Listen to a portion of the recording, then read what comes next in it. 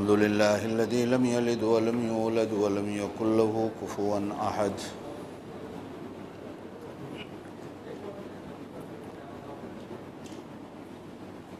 الحمد لله الذي لم يتخذ ولدا ولم يكن له شريك في الملك ولم يكن له ولي من الذل وكبره تكبيرا. أشهد أن لا إله إلا الله وحده لا شريك له وأشهد أن سيدنا وسندنا ونبينا وشفيعنا محمدا عبده ورسوله صلى الله عليه وعلى آله وأصحابه وبارك وسلم تسليما كثيرا كثيرا. أما بعد، أعوذ بالله من الشيطان الرجيم. بسم الله الرحمن الرحيم. وتوبوا إلى الله جميعا أيها المؤمنون لعلكم تفلحون. وقال الله تعالى في مقام آخر: يا أيها الذين آمنوا توبوا إلى الله توبة نصوحا. صدق الله العلي العظيم وبلغنا رسوله النبي الكريم الأمي الأمين ونحن على ذلك لمن الشاهدين والشاكرين والحمد لله رب العالمين. اللهم صل على محمد وعلى آل محمد كما صليت على إبراهيم وعلى آل إبراهيم إنك حميد مجيد. اللهم بارك على محمد وعلى آل محمد كما باركت على إبراهيم وعلى آل إبراهيم إنك حميد مجيد.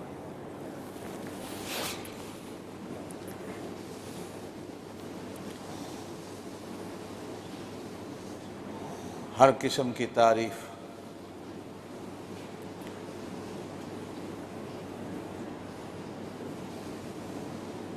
اللہ لم یزل لا یزال کے لیے. لا تعداد بے حساب درود و سلام اللہ کے پاک نبی حضرت محمد الرسول اللہ صلی اللہ علیہ وآلہ آلہ وسلم کے لیے. بے حساب دعائیں علماء اولیاء کے لیے جن کی محنتوں سے اللہ پاک نے ہمیں پورا پورا دین نصیب فرمایا. اللہ اس پورے دین پر ہمیں پورا ہو کر چلنے کی توفیق نصیب فرمائے.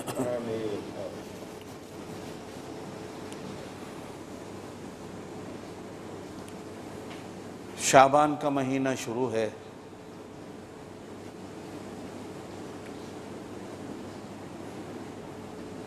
جو دروازہ ہے، جو علامت ہے، جو نشانی ہے اس چیز کی کہ رمضان المبارک آنے والا.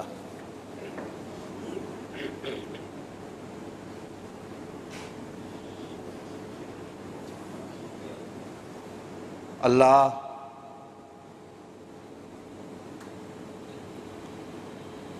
صحت و تندرستی اور ایمان کی سلامتی کے ساتھ اس مہینے سے گزار کر ساری دنیا کے مسلمانوں کو رحمت و بھرا مہینہ نصیب فرمائیں. دوستو،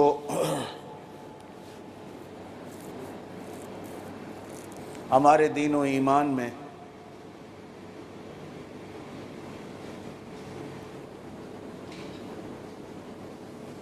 اور دین و ایمان کی کتابوں میں علماء اولیاء اور بزرگ دین کی بیانوں میں ایک چھوٹا سا سبق ملتا ہے ہم لوگوں کے لیے، جس سبق کا نام ہے توبہ.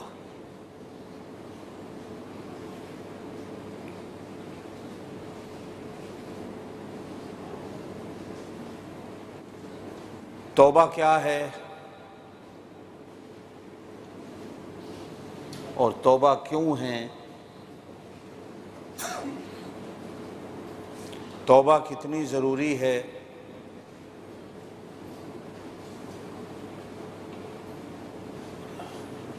توبہ کب کرنی چاہیے اور توبہ کیسے کرنی چاہیے، یہ مستقل ایک چھوٹے بچوں کی طرح ایک سبق ہے جو میں چاہتا ہوں آپ کو یاد کرا دوں۔ اللہ ہم سب کو توبہ طائب ہونے کی توفیق دے دے۔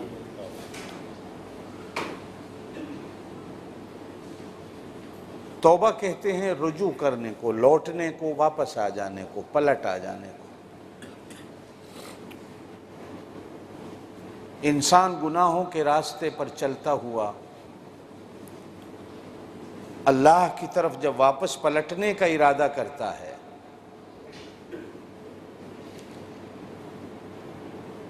اس کو توبہ کہتے ہیں۔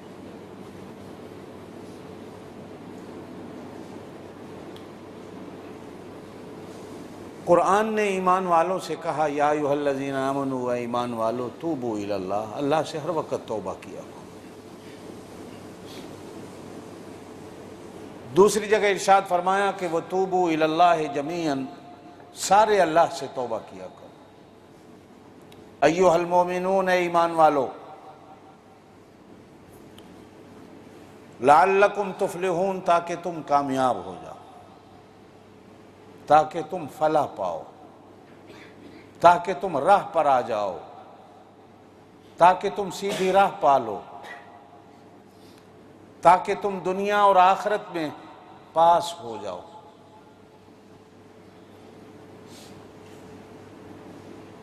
جس سے معلوم ہوتا ہے کہ توبہ بھی ایک فلاح کا راہ ہے، کامیابی کی راہ ہے۔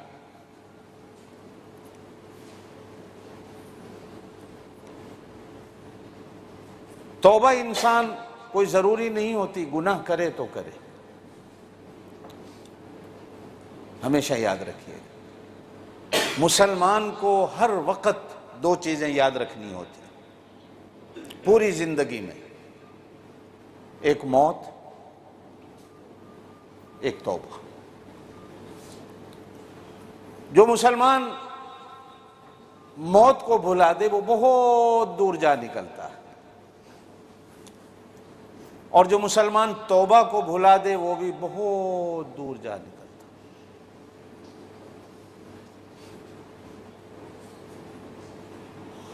مسلمان کو ہر وقت توبہ طیب رہنا چاہیے، اور مسلمان کو ہر وقت موت کو یاد رکھنا چاہیے۔ یہ دو چیزیں ہمیشہ یاد رہیں۔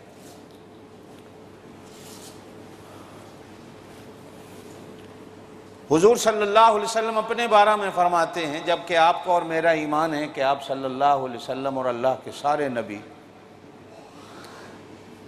گناہوں سے محفوظ نہیں ہوتے بلکہ گناہوں سے معصوم ہوتے، اور معصوم بھی ایسے ہوتے ہیں کہ نبی گناہ کے نزدیک نہیں آتا بلکہ گناہ کو بھی اللہ پاک نبی کے نزدیک نہیں جانے دیتا، وہ ایسے معصوم ہوتے ہیں۔ صحابہ کرام محفوظ تھے، اللہ ان کو گناہوں سے محفوظ رکھتا تھا۔ نبیوں کے بارے میں ہمارا عقیدہ اور ایمان ہے کہ وہ محفوظ نہیں، وہ معصوم ہوتے ہیں، اللہ ان کو گناہ کرنے ہی نہیں دیتا، ہونے ہی نہیں دیتا، بلکہ نبی جس راہ سے گزر رہا ہو اس راہ سے بھی اللہ پاک گناہ کو بھی نہیں گزرنے دیتا۔ آپ صلی اللہ علیہ وسلم بھی فرماتے ہیں کہ کم از کم میں بھی دن میں 100 بار، ایک حدیث میں 70 بار، ایک حدیث میں 100 بار میں بھی اللہ سے توبہ کرتا ہوں۔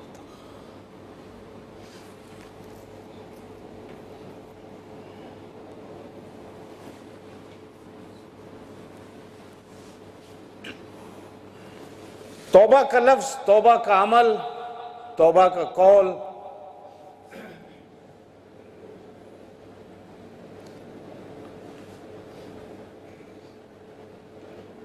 اللہ کو بہت پسند۔ ایک جگہ یوں لکھا گیا کہ گناہ نہ کرنے والے سے، گناہ نہ کرنے والے سے گناہ کر کے توبہ کرنے والا اللہ کو زیادہ محبوب ہوتا۔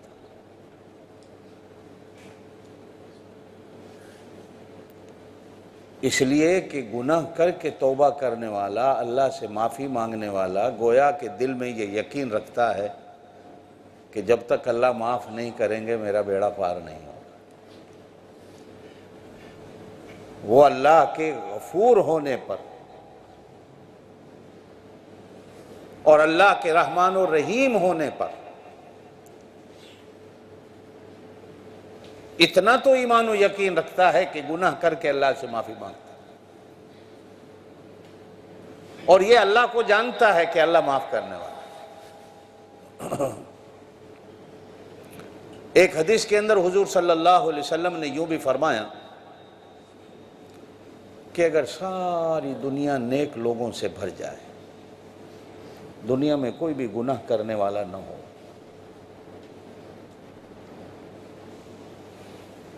تو اللہ ایک نئی مخلوق پیدا کرے گا جو گناہ کرے اور گناہ کر کے اللہ سے معافی مانگے۔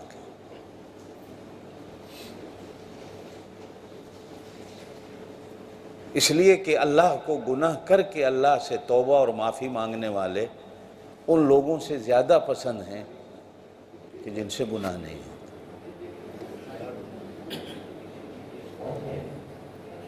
کہیں آتا اللہ کی 18,000 مخلوقات ہیں، کہیں آتا ہے 40,000 اللہ کی مخلوقات ہیں، اور ہمارا ایمان اور یقین ہے کہ اللہ کی مخلوق بے حساب ہے، گنتی میں بھی نہیں ہے اللہ کی کتنی مخلوق ہے۔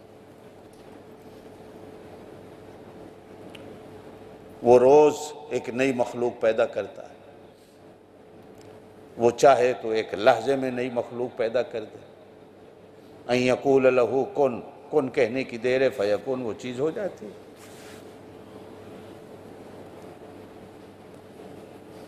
ایک اللہ کی وہ مخلوق ہے جس کے اندر شر کا مادہ ہے، وہ کرتی ہی گناہ ہے، جن کو ہمارے لفظوں میں شیطان کہتے ہیں، کہ ان کے مادے کے اندر ہی اللہ نے گناہ رکھا ہے، ان کے خون کے اندر ہی اللہ نے گناہ رکھا ہے۔ اور ایک اللہ کی وہ مخلوق ہے جن سے گناہ ہی نہیں ہوتا، جن کو ہماری زبان میں فرشتے کہتے ہیں۔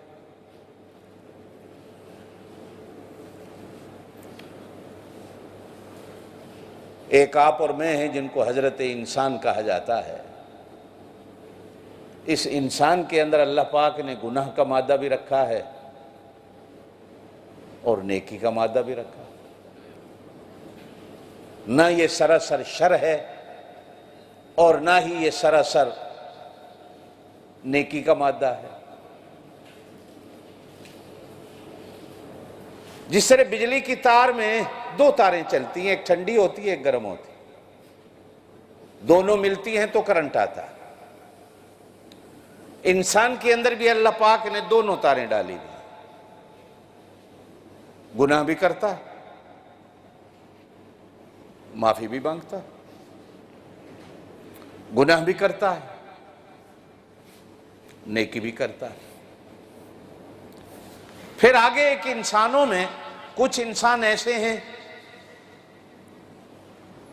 کہ جن کے نزدیک اللہ پاک گناہ کو جانے ہی نہیں دیتا، جن کو ہماری زبان میں انبیاء کرام کہا جاتا ہے۔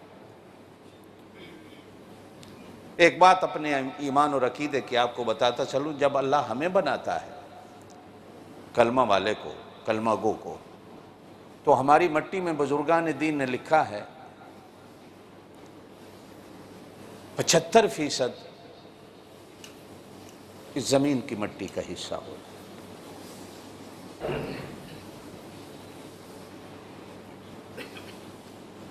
یا 50% کہہ لیں، جس سے ہمارے اندر گناہ کا مادہ پیدا ہوتا ہے،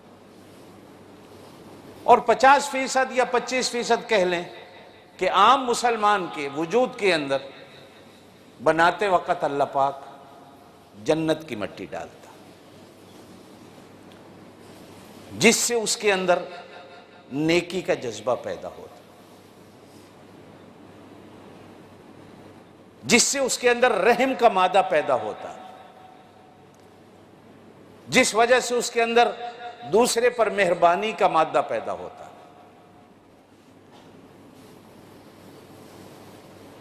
بلکہ آپ اور میں، ہماری زبان میں کہا جاتا ہے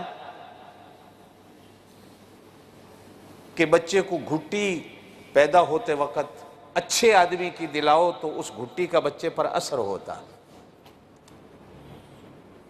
اس لیے ہم لوگ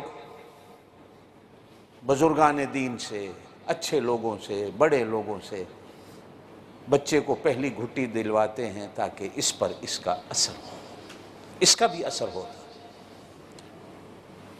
صحابہ کرام کے گھروں میں بچے پیدا ہوتے تھے تو وہ حضور صلی اللہ علیہ وسلم کی خدمت میں لاتے تھے،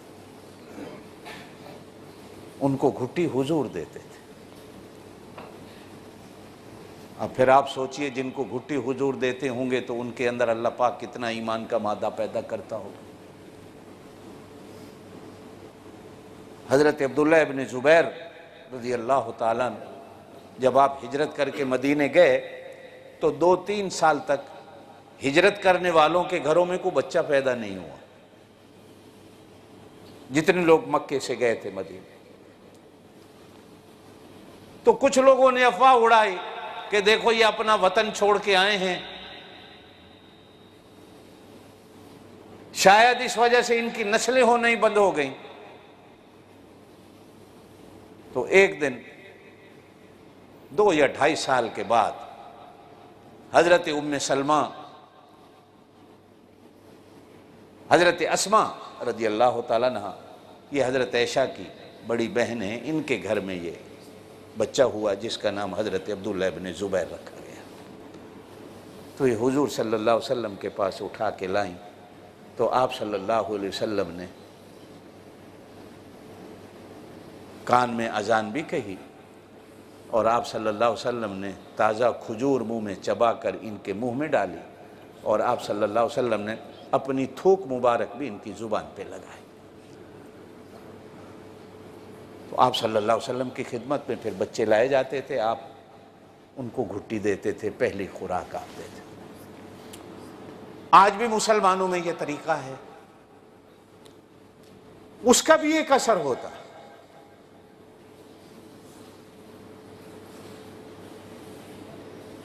نبیوں کو جب اللہ پاک بناتے ہیں تو اس میں کوئی چھپانے والی بات نہیں اور کوئی لگی لپٹی والی بات نہیں، جو ہمارا ایمان ہے، جو ہمارے بزرگان دین نے لکھا ہے کہ 75% سے بھی زیادہ اللہ پاک نبی کو بناتے وقت اس گارے کے اندر جنت کی مٹی ڈالتا۔ بہت تھوڑی مٹی ہوتی ہے جو اللہ پاک زمین کی لیتا ہے۔ اسی لیے نبی کے اندر ایمان و اعمال کا ایک نور کا مرکز رہتا ہے، مٹی کے اندر اللہ پاک کا اثر ڈالتا ہے۔ اور ایک حدیث میں یوں بھی فرمایا گیا، قرآن کی آیت کا ترجمہ ہے، حدیث کے اندر فرمایا گیا کہ جب کسی میت کو دفن کرو تو اس کی قبر پہ مٹی ڈالتے وقت ہر مسلمان کو چاہیے مٹی ڈالے، ہر مسلمان کو چاہیے مٹی ڈالے، وہ چاہے 2 قطرے ڈال دے یا زیادہ ڈال دے، ہر مسلمان کو چاہیے کہ مسلمان کی قبر پہ مٹی ڈالے۔ اور مٹی ڈالتے وقت قرآن کی ایک آیت ہے وہ پڑھے، منہا خلقناکم، اسی مٹی سے ہم آئے تھے، وفیہا نعیدکم، اسی مٹی میں ہم لوٹائے جا رہے ہیں، ومنہا نخرجکم تارۃ اخری، پھر ایک دن آئے گا اسی مٹی سے ہم نکالے جائیں گے۔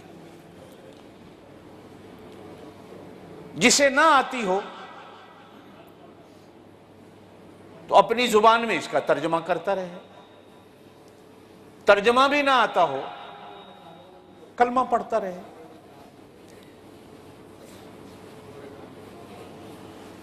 قرآن کی اس آیت کا ترجمہ کرتے ہوئے علماء نے لکھا ہے کہ مسلمان کی جہاں قبر بنتی ہے اس مسلمان کو بناتے وقت اللہ پاک مٹی بھی اسی جگہ کی لیتے، منہا خلقناکم وفیہا نعیدکم، جس سے تم پیدا کیے گئے تھے اسی میں تم لوٹا دیے گئے۔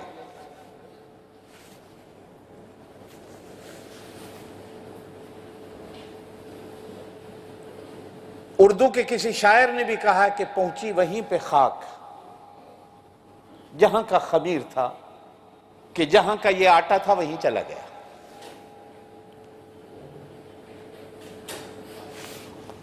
اولیاء کرام، علماء کرام، ان کے گارے کے اندر اللہ پاک نبیوں سے تھوڑی سی کم جنت کی مٹی ڈالتا ہو۔ آپ اور میں ہیں، کم از کم اتنا تو ضرور ملتا ہے قرآن و سنت کی روشنی میں کہ آدھی مٹی ہمارے اندر جنت کی ڈالی جاتی ہے، آدھی مٹی ہمارے اندر زمین کی ڈالی جاتی ہے۔ ایک آدم علیہ السلام کو بنانے کے لیے اللہ پاک نے پوری زمین کا ذرہ ذرہ اکٹھا کیا، اس لیے کہ آدم کی اولاد کو ساری زمین پہ پھیلانا تھا۔ آپ کی اور میری مخصوص وہ جگہ ہوتی ہے جہاں ہماری قبر بنتی ہے۔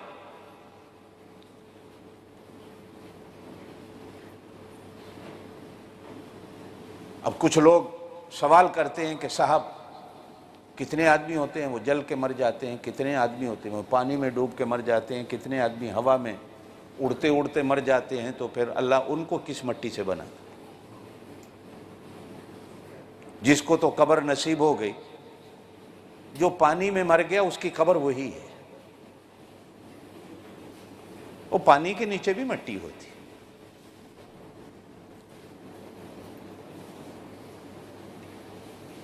جو جل کے مرتا ہے تو وہ جگہ بھی مٹی میں ہوتی ہے، گویا کہ اسی جگہ سے وہ بنایا گیا تھا۔ جو ہوا میں مرتا ہے وہ بھی اوپر نہیں رہتا، آتا وہ بھی نیچے ہی ہے۔ اس کے جسم کا حصہ ملے نہ ملے، معلوم ہوتا ہے جہاں جا کے گرتا ہے اللہ پاک اس کو زمین کے اسی حصے سے بناتا۔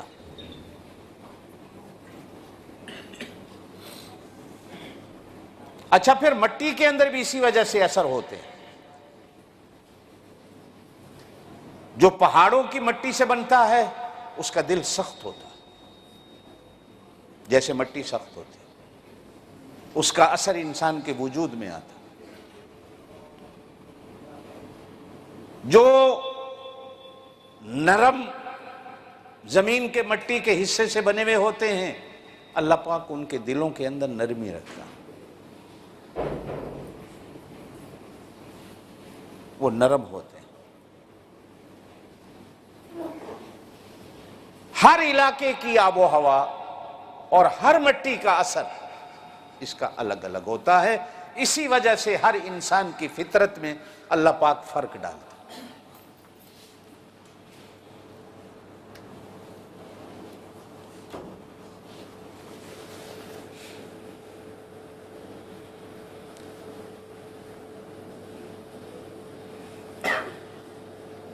کچھ مخلوق اللہ کی ایسی ہیں جن کے مادے کے اندر گناہ ہی گناہ ہے، شر ہی شر ہے، اور کچھ اللہ کی مخلوق ایسی ہے کہ جس کے اندر نیکی ہی نیکی ہے۔ وہ جب سے بنا ہے ہاتھ باندھ کے کھڑا ہے تو قیامت تک ہاتھ باندھ کے کھڑا ہے، اس نے سر نہیں ہلانا۔ کہا جاتا ہے آپ اور میں تو پھر بھی نماز میں حرکت کر لیتے ہیں، وہ تو جیسے کھڑے ہیں وہ حرکت بھی نہیں کر سکتے۔ آپ اور میں سجدے سے سر اٹھا بھی لیتے ہیں، لیکن وہ جو سجدے میں پڑا ہے وہ قیامت تک سجدے میں پڑا ہے، وہ سر اٹھا کے دیکھتا بھی نہیں کہ ابھی تک قیامت کیوں نہیں آئی، وہ اسی حالت میں۔ ان کے مادے کے اندر اللہ پاک نے عجز و انکساری کے ساتھ ابدیت بندگی رکھی ہے کہ وہ نیکی ہی نیکی، سراپائے نیکی ہیں، لیکن حضرت انسان ایسا ہے کہ جس کے اندر اللہ پاک گناہ کا مادہ بھی رکھتا ہے اور نیکی کا مادہ بھی رکھتا ہے۔ اور پھر اس حضرت انسان میں سے کچھ انسان ایسے ہیں کہ جن کے مادے کے اندر جنت کی مٹی کا زیادہ اثر ہوتا ہے، تو اللہ گناہ کو ان کے نزدیک نہیں جانے دیتا جن کو نبی کہا جاتا ہے، اور پھر کچھ ایسے ہیں جن کو صحابہ کرام کہا جاتا ہے، بے شک ان کے اندر بھی جنت کی مٹی اور زمین کی مٹی کا بھی حصہ ہوتا ہے، لیکن اللہ پاک ان کو گناہوں سے محفوظ رکھتا ہے، اللہ پردے ڈال دیتا ہے، ان کو گناہوں کے نزدیک نہیں جانے دیتا۔ اور کچھ ہم اور آپ ہوتے ہیں کہ ہم گناہ بھی کرتے ہیں، نیکی بھی کرتے ہیں۔ جب گناہ کرنے والا بندہ اپنے دل کی نہیں اپنے ضمیر کی سن کر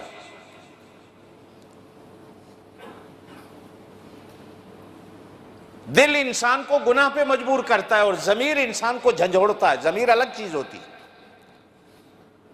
دل کے اندر بھی جان الگ چیز ہوتی، پھر اس جان کے اندر سانس ایک الگ چیز ہوتی، پتہ نہیں کتنی چیزیں ہیں جو انسان کے اندر ہوتی۔ ایک ضمیر ہوتا ہے جو انسان کے مادے کے اندر ہوتا ہے کہ جب انسان گناہ کرتا ہے دل تو کہتا ہے بڑا مزہ آیا، لیکن ضمیر جھنجھوڑتا ہے کہ تو مسلمان ہے، اچھا نہیں کیا، اسے ضمیر کہا جاتا ہے۔ ضمیر جب مجبور کرتا ہے تو وہ بندہ توبہ کرتا ہے، دل پہ تو داغ لگا ہوا ہوتا ہے، ضمیر کی وجہ سے توبہ کرتا ہے تو دل صاف ہوتا ہے۔ توبہ کا معنی ہوتا ہے رجوع کرنا، پلٹ آنا، واپس آ جانا، راستے سے ہٹ آنا۔ توبہ کرنے والا گویا کہ گناہوں کے راستے پہ چلتا ہوا واپس اللہ کی طرف پلٹ کے آ جاتا ہے، اور جب وہ واپس پلٹ کے آتا ہے تو ذات خداوندی ایک ایسی ذات ہے جو انسان کو تانا نہیں دیتی کہ واپس پلٹ کے کیوں آ گیا۔ یہ میں بعد میں آ کر آپ کو اس کی بات سمجھاؤں گا کہ اللہ کی ذات انسان کو تانا نہیں دیتی۔ اماں بھی تانا دے دیتی ہے، جب میں گھر سے ناراض ہو کے شام کو واپس آ جاؤں تو ماں کہتی منہ چوک کے واپس آ گئے ہیں، بڑا کہہ کے گیا ایسے نہیں آواں گا واپس، کیوں آیا ہے؟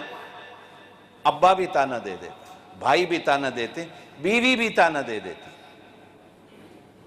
اولاد بھی تانا دے دیتی ہے بندے۔ ایک ذات ہے جس کو اللہ کہا جاتا ہے، وہ تانا نہیں۔ اس لیے قرآن پاک میں کہا گیا ہے کہ تانا دینے والے اللہ کو پسند نہیں ہوتے۔ ایک پوری سورت ہے وَيْلٌ لِكُلِّ ہُمَزَةٍ لُمَزَةٍ، تانا دینے والوں کے لیے ہلاکت ہے۔ مسلمان کو چاہیے کہ اللہ کی طرح ہو جائے۔ توبہ انسان گناہ سے کرتا ہے۔ گناہ کیا ہے؟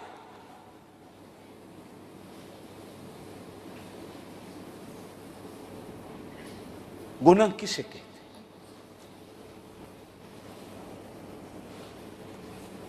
اللہ کے حکموں کی نافرمانی کرنا، یہ گناہ۔ پہلی بات، اللہ کے حکموں کی زور سے کہیے۔ یہ آپ کو سبق یاد ہوگا، یہ پہلی جماعت کا سبق ہے۔ جیسے ہم الف با تا سا پڑھتے ہیں کہ اللہ کے حکموں کی نافرمانی کرنا یہ گناہ۔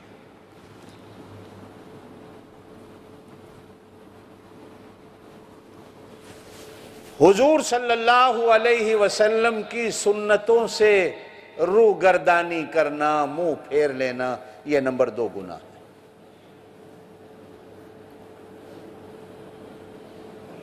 یہ ہمارے ہاں تقسیم ہے کہ ایک گناہ کبیرہ ہوتا ہے، ایک گناہ صغیرہ ہوتا ہے۔ یاد رکھو، گناہ گناہ ہے۔ چھوٹے گناہ ہی مل کر انسان کو بڑے گناہ پر مجبور کرتے ہیں۔ کہتے ہیں کہ حضرت یحییٰ علیہ السلام کی اماں چولہا جلانے لگی تو پہلے چھوٹی چھوٹی لکڑیوں کو جب آگ لگائی تو حضرت یحییٰ علیہ السلام بچے تھے، رونے لگ گئے۔ نبی ہوتے ہیں، کیا عقل ہوتی ہے ان کی۔ تو ماں نے پوچھا بیٹا کیوں رو رہے ہو؟ کاما، یہ جو تو نے چولہے میں پہلے چھوٹی لکڑیوں کو آگ لگائی، پھر بڑیوں کو ڈالا اور بڑیوں کو آگ لگی چھوٹیوں کی وجہ سے، میں رو رہا ہوں کہیں میری وجہ سے قیامت کے دن بڑوں کو آگ نہ لگ جائے،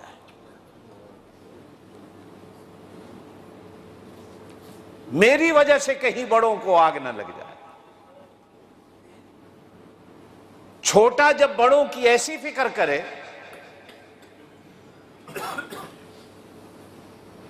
حضرت شیخ عبد القادر جیلانی رحمۃ اللہ علیہ،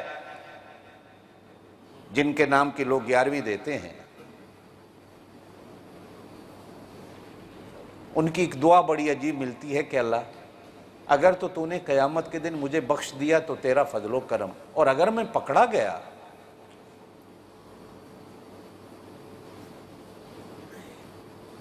مجھے اندھا کر دیو تاکہ نہ میں کسی کو دیکھوں نہ کوئی مجھے پہچانے۔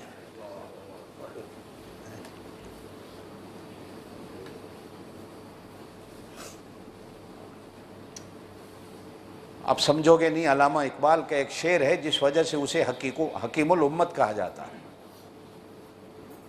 ساری اس کی شعر و شاعری کو ایک طرف رکھ دیا جائے۔ تبلیغی جماعت کے بانی مولانا الیاس صاحب رحمۃ اللہ فرمایا کرتے تھے، اس ایک شعر نے علامہ اقبال کو ولی بنایا۔ وہ داڑھی منا ولی تھا۔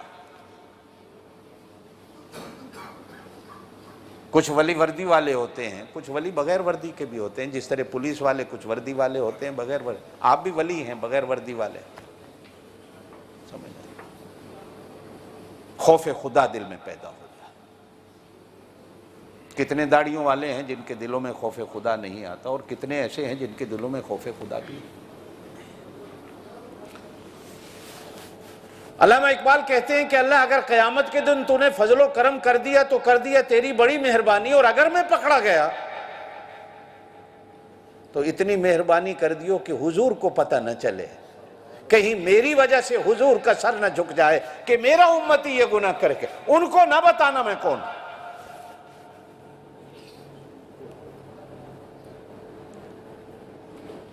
ان کو نہ پتہ چلے۔ اور ابراہیم علیہ السلام جیسا اللہ کا خلیل، کعبے کو بنانے والا، اللہ سے یوں عرض کرتا ہے کہ اللہ مجھے پتا ہے میرا ابا مشرک اور کافر ہے، اور مجھے پتا ہے اس نے قیامت کے دن پکڑا جانا ہے، اس لیے کہ تو نے مجھے روک دیا، اس کے لیے توبہ بھی نہیں کرنی۔ 11ویں سپارے کے 3 رکوع میں آتا ہے، ابراہیم جو کر لیا کر لیا، آج کے بعد اپنے ابا کے لیے معافی اور توبہ کی بھی اجازت نہیں ہے۔ وَمَا كَانَ اسْتِغْفَارُ إِبْرَاهِيمَ لِأَبِيهِ، آج کے بعد ابراہیم اپنے ابا کے لیے بھی معافی نہیں مانگ سکتا۔ فرماتے ہیں اللہ اتنی مہربانی کر دیو کہ قیامت والے دن میرے ابا کی شکل بدل دیو تاکہ کسی کو یہ نہ پتہ چلے کہ اللہ کے خلیل ابراہیم کا ابا جہنم میں ڈالا جا رہا، اس کی شکل بدل۔ تو اللہ نے کہا ابراہیم ہم اپنے پیاروں کو بھی قیامت کے دن شرمسار نہیں ہونے دیں، اگر تمہیں میری اتنی فکر ہے تو پھر ہمیں بھی ان کی فکر ہوتی ہے جو ہمارے ہوتے ہیں، ہم قیامت کے دن اپنوں کو شرمسار نہیں ہونے دیں۔ کہا اماں میں اس لیے رو رہا ہوں کہ کہیں میری وجہ سے، اس لیے کہ پہلے چھوٹی جلتی ہیں پھر بڑی جلتی ہیں، اگر میں جلنے کے لیے اس چولہے کے اندر جہنم کے چولہے اور دیگ کے اندر ڈال دیا گیا تو کہیں میری وجہ سے میرے بڑوں کو آگ نہ لگے۔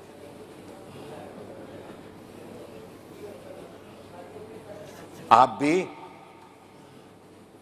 حضور صلی اللہ علیہ وسلم کی ایک دعا ہے امت کے لیے کہ اے اللہ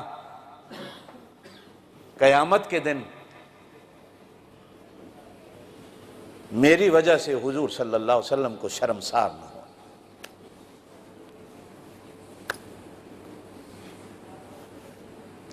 اور اللہ قرآن میں بھی کہتا ہے اسی آیت میں جو میں نے آپ کے سامنے پڑھی ہے، یا ایھا الذین آمنوا توبوا الی اللہ توبۃ نصوحا، اے ایمان والو اللہ سے توبہ کرو، پلٹ آؤ۔ اچھا ایک بات آپ کو اور سمجھاؤں، بڑی عجیب سمجھنے کی بات ہے، اگر اللہ نے ایمان دیا ہے تو بندہ سمجھتا ہے، بندہ اللہ کے دربار سے منہ موڑ کے نکل جائے، چاہیے تو یہ تھا کہ اللہ پیچھے سے لات مارتا، دفع ہو جا، مجھے تیری ضرورت ہی نہیں ہے۔ لیکن وہ کیا ذات ہے، کہتی واپس آ جا۔ غور کرو، اور قرآن میں ایک جگہ آتا ہے یا ایھا الانسان ما غرک بربک، تجھے کس چیز نے مجھ سے دور کر دیا، واپس آ جا۔ اگر وہ لات مارتا دفع ہو جاؤ تو دم مارنے کی وہاں مجال نہیں تھی۔ لیکن کیا ذات ہے وہ، ہم آج تک اپنے اللہ کی ذات کو نہیں سمجھ پائے۔ کیا ذات ہے وہ کہتی ہے۔ اچھا، کتنے انسان بھی ایسے ہوتے ہیں کہ کسی سے کوئی روٹھ گیا تو کوئی بندہ تو ایسا ہوتا ہے جس کو پرواہ نہیں ہوتی، اور کچھ لوگ ایسے بھی ہوتے ہیں ان سے کوئی روٹھ جائے تو ان کو نیند نہیں آتی۔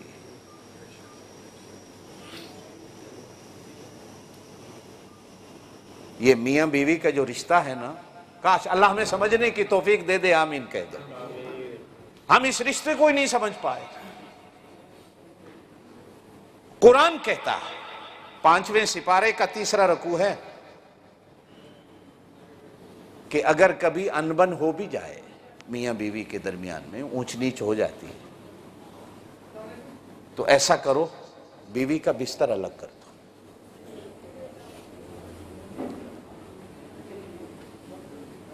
یہ بستر الگ کر دینا، الگ ہو جانا ایک دوسرے سے، ایسی ٹھوکر ہے کہ آدھی رات تک دونوں کو عقل آ جائے گی کہ ہمارا کیا رشتہ تھا اور آج کیا ہو گیا۔ کچھ لوگ ایسے ہوتے ہیں کہ ان سے رشتہ داری توڑو پرواہ نہیں ہوتی، اور کچھ لوگ ایسے ہوتے ہیں کہ آپ نے منہ موڑا نہیں، ان کو فکر پڑ جاتی ہے کہ میں اس کو مناؤں کیسے۔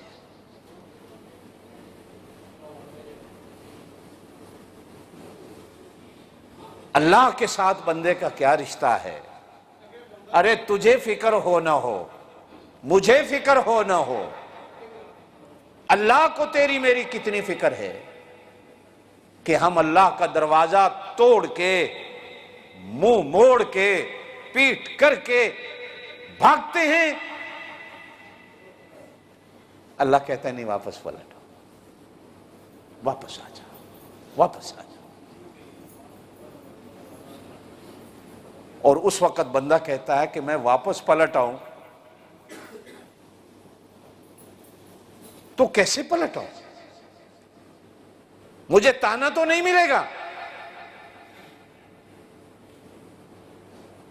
تو شیخ سعدی رحمت اللہ فرماتے ہیں، پھر اللہ کہتا ہے بازا بازا،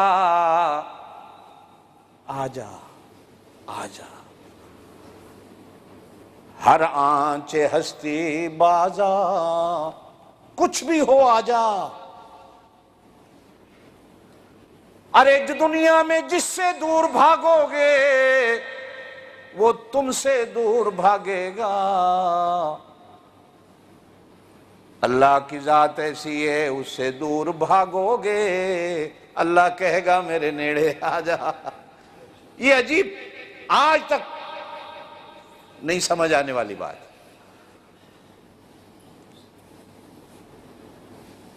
کل نہیں آیا، پرسوں نہیں آیا دوست کے پاس، 3 دن کے بعد گیا تو تانا ملے گا، کل کیوں نہیں آیا، پرسوں کیوں نہیں آیا۔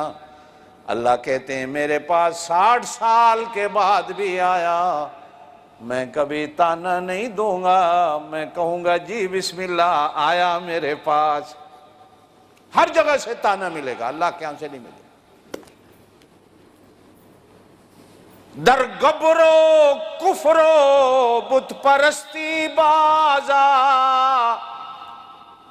کفر میں، غرور میں، تکبر میں، گناہ میں 1000 سال بھی آگے نکل گیا کوئی بات نہیں، واپس آ جا۔ ایک بوڑھا ایک بزرگ کے پاس گیا، توبہ کرنے آیا ہوں۔ بزرگ نے کہا بڑی دیر کر دی۔ اس نے کہا ابھی کہاں دیر کر دی، میں تو جلدی آ گیا۔ ابھی تو 60 سال کی عمر میں پہنچا ہوں، وہ تو کہتا ہے 100 سال کی عمر بھی ہو تو آ جا، 1000 سال بھی عمر ہو تو آ جا۔ اور وہ تو توبہ کا دروازہ اس وقت بند کرتا ہے جب موت کے گھنگرو بجنے لگ جاتے ہیں۔ وَالْتَفَّتِ السَّاقُ بِالسَّاقِ إِلَىٰ رَبِّكَ يَوْمَئِذٍ الْمَسَاقُ۔ جب پنڈلی پہ پنڈلی بجتی ہے، جب پنڈلی پہ پنڈلی چڑھتی ہے، جب موت کا گھنگرو بجتا ہے، وہ کہتا ہے اب توبہ کا دروازہ بند کر دو، اس وقت بند۔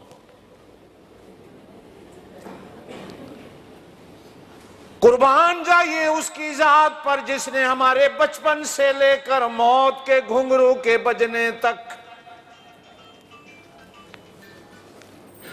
ساری دنیا کے دروازے بند ہو جائیں گے، میرے اللہ کا دروازہ کبھی بند نہیں ہوگا۔ شاید یہی وجہ ہے کہ دنیا کی کسی مسجد میں جاؤ، کسی عبادت خانے میں جاؤ، بند کرو بھائی، بند کرو ان کو، کسی عبادت خانے میں جاؤ، رات کو بند، نماز کے ٹائم کھلا، لیکن خدا کے کعبے میں چلے جاؤ 24 گھنٹے میں کبھی بند نہیں ہوتا، کبھی بند نہیں ہوتا۔ قرآن کی 2 آیتیں ہیں، ایک جگہ ہے جعل اللہ الکعبۃ البیت الحرام، جعل اللہ الکعبۃ البیت الحرام قیاما للناس۔ توجہ رکھنا، میں تھوڑا سا معنی تمہیں سمجھاؤں قرآن کا۔ جعل اللہ الکعبۃ البیت الحرام، اللہ نے کعبے کو عزت والا گھر بنایا، ایک تعریف۔ دوسری تعریف قیاما للناس، یہ لوگوں کے رہنے کے لیے بنائے۔ رہنے کا مطلب یہ نہیں کہ بستر اٹھا کے وہاں سونے چلے جاؤ، رہنے کا مطلب یہ ہے کہ جب تک یہ رہے گا تم رہو گے، جب تک یہ ہے تم ہو، اس کی بنیادیں ہیں تمہاری بنیاد ہے، یہ کھڑا ہے تم کھڑے ہو، یہ موجود ہے تم موجود ہو۔ جس دن یہ نہیں ہوگا تم نہیں ہوگے۔ اللہ پاک نے 24 گھنٹے میں کوئی 1 منٹ ایسا نہیں رکھا کہ جس منٹ میں طواف بند ہو جائے یا جس منٹ میں اللہ کا گھر بند ہو جائے۔ جہاں جاؤ گے دروازے بند۔ رات کو پیر صاحب کو ملنے جاؤ تو مرید کہیں گے پیر صاحب سو رہے ہیں۔ اللہ کے دروازے پہ جب جاؤ تمہیں کھلا ملے گا۔ کتنا جھلا ہے وہ بندہ، ان کے دروازوں پہ جاتا ہے جن کے دروازے بند ہیں، جو سو رہے ہیں، اس کے دروازے پہ نہیں جاتا جو ہمیشہ بیٹھا ہوا ہے۔ پیر سو گیا، مرید انتظار میں کھڑا ہے، اٹھے گا تو بات کروں گا۔ اللہ کہتا مجھے نیند ہی نہیں آتی کہ کب تو مجھے پکارے۔ میرے دوستو،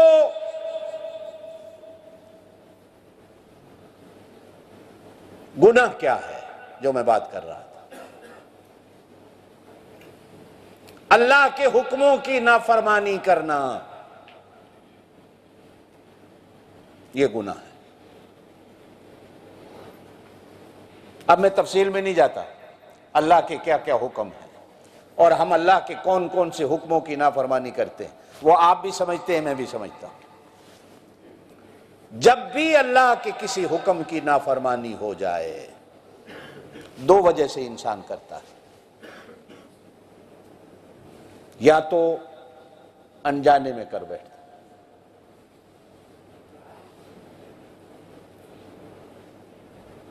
کبھی کبھی انسان سے گناہ انجانے میں ہو جاتا ہے، اسے پتہ ہی نہیں ہوتا، اور کبھی کبھی گناہ انسان جان بوجھ کر کرتا ہے۔ گناہ ہے، بھولے سے ہو، جان بوجھ کر ہو، دونوں سے توبہ کرنی۔ ایک گناہ بڑا ہوتا ہے، ایک گناہ چھوٹا ہوتا ہے۔ توبہ بڑے کی بھی ہے، توبہ چھوٹے کی بھی ہے۔ ایک گناہ کا منصوبہ میں دل میں بنا رہا ہوں، جو وقت میں نے منصوبہ بنانے پہ گزارا وہ وقت میرا اللہ کی یاد سے غفلت میں گزرا، اس غفلت کے گزرنے پر بھی انسان کو توبہ کرنی۔ یہ ابتدائی پر بھی ہے، انتہائی پر بھی ہے، طالب علم پر بھی ہے، استاد پر بھی ہے، چھوٹے پر بھی ہے، بڑے پر بھی ہے۔ قرآن کہتا ہے توبوا الی اللہ جمیعا، سارے اللہ سے توبہ کرو، سارے اللہ کی طرف لوٹ آؤ، لعلکم تفلحون، تاکہ تم کامیاب ہو۔ یہ خطاب صحابہ کو ہے، بظاہراً خطاب صحابہ کو ہے، حالانکہ صحابہ تو گناہ سے محفوظ تھے، اللہ ان کو گناہ کے نزدیک جانے ہی نہیں دیتا تھا، اللہ ان کی حفاظت کرتا تھا، اللہ کی حفاظت کی چھتری ان کے سر پر ہمیشہ فرشتے رکھتے تھے۔ نہیں جانا، کیوں نہیں جانا؟ اس لیے کہ تم میرے نبی کے یار ہو، تم سے گناہ ہو گیا تو لوگ کہیں گے نبی کے یار بھی گناہ کرتے ہیں۔ دوست دوستوں سے پہچانا جاتا ہے، تمہاری پہچان میرے نبی سے ہے، میں نہیں چاہتا کہ تمہاری وجہ سے میرے نبی پر انگلی اٹھے۔ ہائے وہ کتنے نادان ہیں لوگ جو آج کتابوں میں لکھتے ہیں صحابہ سے گناہ ہوئے، ہائے وہ یہ گناہ کر گئے۔ اگر کسی سے ہوا، توجہ سے میری بات سمجھیے گا، تو آپ کو اور میرے سمجھانے کے لیے ایک صحابی آتے ہیں اللہ کے رسول کے دربار میں، یا رسول اللہ مجھ سے زنا ہو گیا۔ اللہ کے رسول نے فرمایا پرے چلا جا، چین نہیں آیا، پھر پلٹ کے آتا ادھر آ کر، اللہ کے رسول مجھ سے زنا ہو گیا ہے۔ اللہ کے رسول نے پھر فرمایا جا چلا جا، چین نہیں آیا، پھر ادھر آ گیا، رسول اللہ مجھ سے زنا ہو گیا ہے۔ اللہ کے رسول نے پھر فرمایا جا چلا جا۔ ایسی باتیں نہیں کرتے، وہ پھر آ کر سامنے کھڑا ہو جاتا، اللہ کے رسول مجھ سے ہو گیا ہے، مجھے پاک کرو۔ اب یہ 4 گواہیاں ملی، 4 دفعہ اس نے کہا۔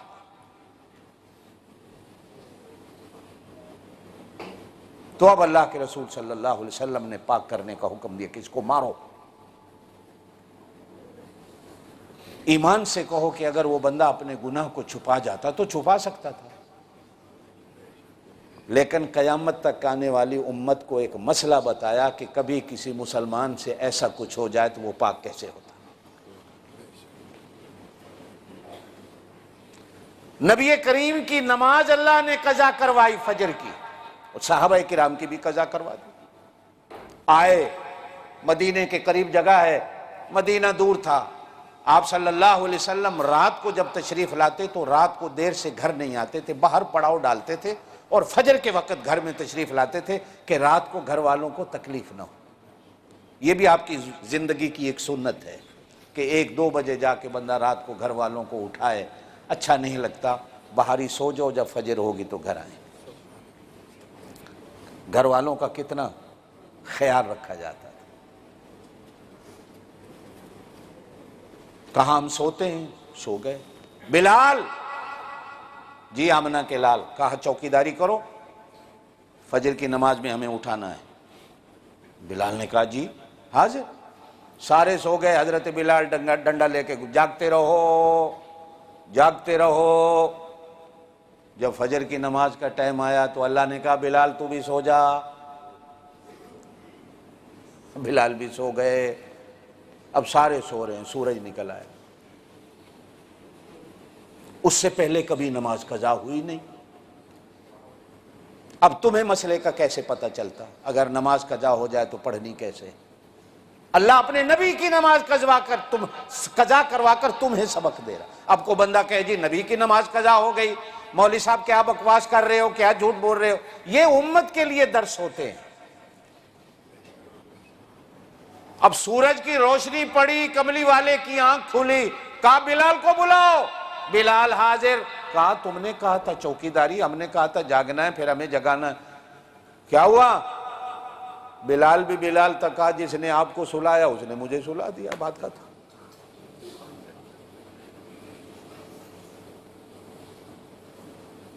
اتنے میں جبریل آئے، کہا اللہ کے نبی اللہ درس دیتے ہیں نماز قضا اس نے کروائی، اور اس لیے کروائی کہ بعد میں کمزور ہونے والی امت، وہ بڑی کمزور ہوگی آپ کی امت، قضا نہیں ہوگی بلکہ چھوڑ دیا کریں گے، اور اگر کسی کی قضا ہوگی وہ ادا کیسے کرے گا؟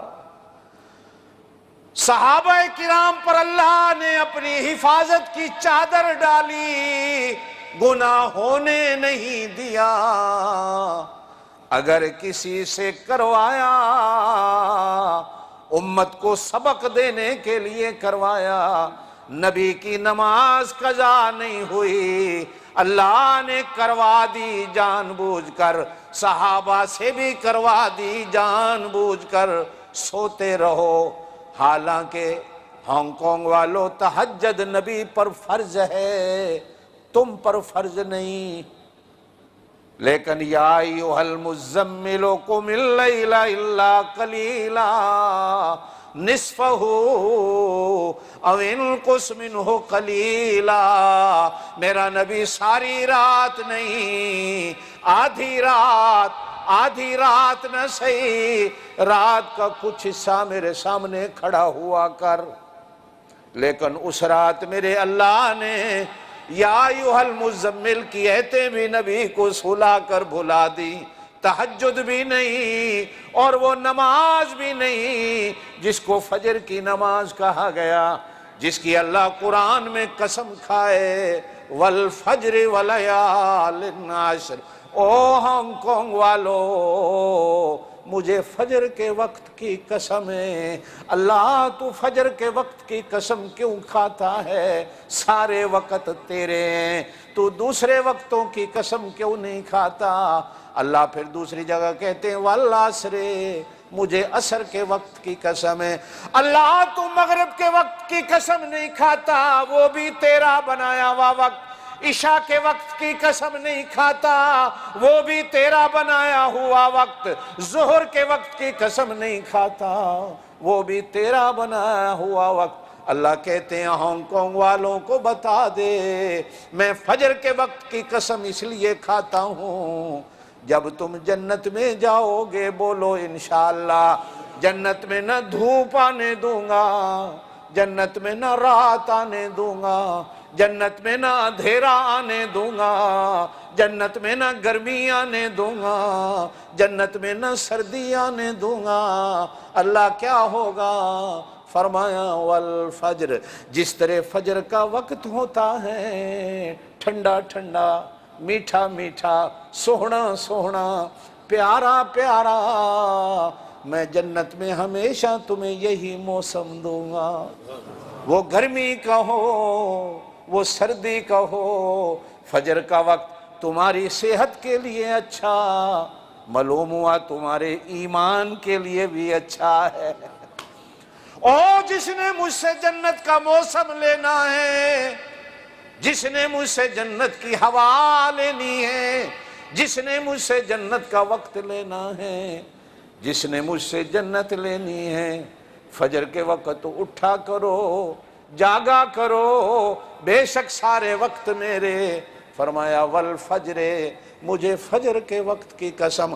اور جب الف لام لگ جائے، ایک ہوتا ہے فجر، ایک ہوتا ہے الفجر، پھر اللہ نے ساتھ وا بھی لگائی والفجر، ایک دن کی فجر نہیں، وا لگانے کا معنی ہمیشہ ہمیشہ کی روز کی فجر، اور صرف وہ ٹائم نہیں جس ٹائم جماعت کھڑی ہو جائے، بلکہ جتنا بھی وقت فجر ہے۔ علماء نے لکھا ہے سورج کے نکلنے سے 1.5 گھنٹہ پہلے یہ پورا 1.5 گھنٹہ فجر کا وقت۔ اسی کیا کہ نور پیر دے ویلا، نور پیر دے ویلے کوڑ مارنے ہو، یہ نور پیر دا ویلا اللہ کا ہے یا نور پیر کا ہے؟ یہ پیراں بڑھایا ہے یا اللہ بڑھایا ہے؟ ساڑھی زبان میں بھی عجیب ہے۔ والفجر ولیال عشر والشفع والوتر واللیل اذا یسر یا ایھا الذین آمنوا توبوا، اے ایمان والو سارے توبہ کرو، اللہ جمیعاً اللہ کی طرف جمع ہو کر، اور توبہ بھی کیسے کرو؟ توبۃ نصوح، اللہ ہمیں توبہ کی توفیق دے۔ اللہ ہم سارے اپنے گناہوں سے توبہ اور معافی مانگتے ہیں، اللہ تو ہم سب کے گناہوں کو معاف فرما۔ سبحان ربک رب العزت عما یصفون وسلام علی المرسلین والحمد للہ رب العالمین۔